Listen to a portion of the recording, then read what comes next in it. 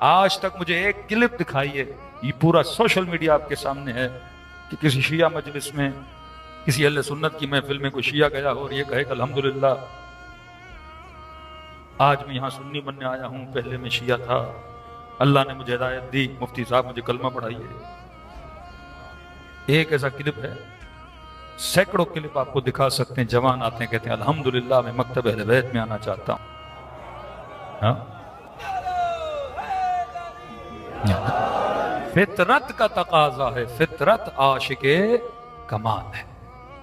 ہم نے کبھی اپنے بچوں کو یہ نہیں کہا، ایک شیعہ خطیب ذاکر مصنف مجتہد دکھائیے جس نے فرش عزا پہ بیٹھ کے اپنے بچوں کو کہا ہو آپ طارق جمیل کو نہیں سنو، طارق مسعود کو نہیں سنو، فلاں انجینئر کو نہیں سنو۔ ہم نہیں روکتے۔ ہم کیوں نہیں روکتے؟ کیونکہ ہمیں ڈر نہیں۔ ہم نے کبھی نہیں کہا فلاں اہل سنت کی مسجد میں، ہم کہتے ہیں دوستیاں کرو، باتیں کرو، ان کے مولویوں کو سنو تاکہ تجھے فرق تو پتہ لگے کہ فکر حسین کیا ہے، فکر امیہ کیا ہے۔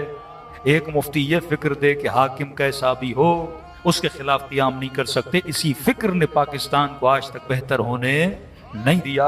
ایک فکر حسین کی ہے کہ مثل لا یبایع مثل یزید، حسین جیسا کسی فاسق کی اتباع اور اطاعت میں نہیں آ سکتا۔ جب یہ دو افکار کو آپس میں دیکھے گا، اس کی عقل بتائے گی کہ کمال کہاں پر ہے، زوال کہاں پر ہے۔ جب ایک چیز کو میری فکر ہی ایکسیپٹ نہیں کرتی، وہ تہمت رسول کے لیے لگائی جائے، کسی بھی ظالم کو ایکسیپٹ کر لو، پھر معاشرے سے توقع رکھو کہ معاشرہ دیندار بن جائے، معاشرہ نمازی بن جائے۔ ارے سارا اختیار تم نے حاکم کو دے دیا اور کسی فاسق کو تم نے ایکسیپٹ کر لیا، پھر امت کو کہو کہ یہ دیندار بن جائے۔ ایسی امت کبھی دیندار نہیں بنتی۔ حاکم جب علی جیسے ہوتے ہیں تو مالک پیدا ہوتے ہیں، حبیب ابن مظاہر پیدا ہوتے ہیں، میں سمیت عمار پیدا ہوتے ہیں۔ آؤ کربلا میں جب حسین کی حاکمیت ہے تو زہیر بن جاتا ہے، وہاب قلبی بن جاتا ہے۔ اگر مربی اچھا ہو تو تربیت اچھی کی جاتی ہے۔ تو فکر اہل بیت اسی فرش عزا سے دی جاتی ہے۔ یہ فرش عزا ہے جو انسان کی فکر کو بلند کرتا ہے۔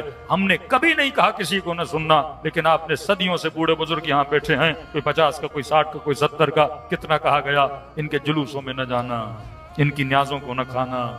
بعض بدبختوں نے تو اتنا بول دیا علم کے نیچے سے نہ گزرنا، نکاح ٹوٹ جائے گا۔